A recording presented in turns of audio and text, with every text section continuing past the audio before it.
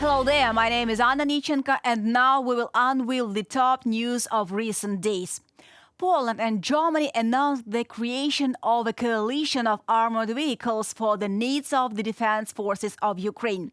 The coalition of armored vehicles to support Ukraine is one of the most important coalitions, and other partners such as Great Britain, Sweden and Italy have already joined this project. At the same time, according to German Defense Minister Boris Pistorius, the key is to increase the production all kinds of defense products within the framework of Polish-German cooperation. It's really about providing missiles and weapons together. On the one hand, now we are already doing that, but on the other hand, also as a part of a new capability coalition for the time that is coming that Ukraine will face in the next few years. Coalition of armored vehicles will be used for repair and maintenance of Ukrainian tanks, training of Ukrainian tankers, as well as in the context of the transfer of new tanks to Ukraine by allies. As was reported earlier, Spain is preparing a new batch of combat tanks for transfer to Ukraine. In particular, 19 Leopard 2A4 machines are being prepared for shipment at this plant in Seville. Their delivery will be made in two batches, 10 battle tanks by the end of June and another 9 in September. Such an order was given by the head of the Spanish government, Pedro Sanchez.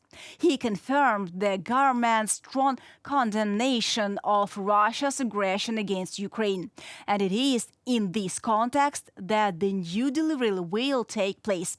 Last year, Poland initiated the creation of the so-called tank coalition to transfer Leopard 2 to Ukraine. Within the framework of this coalition, Poland transferred 14 Leopard 2 tanks. In total, Ukraine received more than 60 tanks of this type from international partners. Warsaw also handed over 250 tanks based on the Soviet T-72 to Kyiv. The Polish and German defense ministers also announced the formation of rapid response forces in Europe. The first combat groups of the Polish and German armies in the amount of 2,500 servicemen will be ready for action by July of this year. Today, Ukraine celebrates National Guard Day. Since the beginning of the war in 2014, the soldiers of the National Guard, together with representatives of other security forces, have defended Ukraine with dignity, demonstrating professionalism and loyalty to their homeland every day. We are proud of every unit in Ukraine's National Guard. I am grateful to all of the National Guard warriors who have linked their own fate to Ukraine's independence since February 24th. And we remember all the National Guard warriors who died in the battle for the sake of our country. Volodymyr Zelensky, President of Ukraine, on social network X.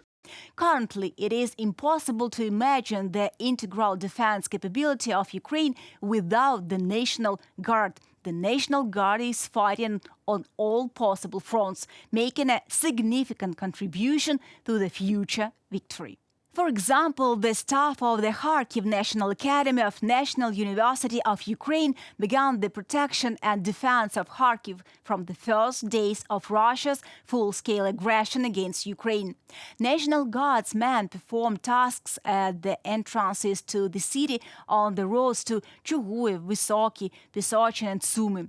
They carried out protection and defense of critical infrastructure facilities and local self-government bodies. During the first weeks of the full-scale war, the personnel of the Kyiv Institute of National State University provided protection and defense of the administrative buildings in Kyiv. To protect the state and its soldiers, to remember that the victory of Ukraine will be the sum of stability, courage and effectiveness of all those who fight for Ukraine. Defending the honor of Ukraine, our defense and security forces, the National Guard of Ukraine everywhere is the way of Ukrainian officers. We thank you, dear gods. Russia wants to return the death penalty. After the incident at Crocus City Hall, former Russian President Dmitriy Medvedev and other politicians again returned to this topic and began to demand the return of this punishment. This idea was already voiced by Medvedev in March 2022, when Russia was expelled from the Council of Europe after the full-scale attack on Ukraine. After the incident in Crocus City Hall, former presidential candidate Leonid Slutsky, leader of the parliamentary party Spravedlivaya Rossiya Sergei Mironov, as well as, for example, TV presenter Tini Kandelaki, also called for the death to be returned. The head of the pro-presidential Единая Russia faction in the State Duma, Vladimir Vasilyev, said that the topic of the death penalty will be deeply and meaningfully studied, and a decision will be made in line with the mood and expectations of society. And Russian society is now rejoicing at footage of alleged criminals having their ears cut off and being tortured. After such actions, any person confesses to any crime, up to and including the Kennedy assassination. The other day, Putin, admitting that there is no death penalty in Russia, actually called for extrajudicial killing of those whom he called traitors. He called for them to be treated as armed criminals and accordingly killed. And after this, someone will doubt that the same Russians made Bucha, Irpin or Izum. Killing is in the blood of Russians, and if it can be done legally, that's only better for them. Would anyone be surprised if it ends up being used against students with flashlights and other opponents of the regime? Moreover, in Russian society, the idea of returning to the death penalty is quite popular. This is confirmed by data from several sociological services. That concludes today's video. Thank you for watching. Stay updated, comment, like and subscribe to our UATV English channel for more news from Ukraine. Your support really matters.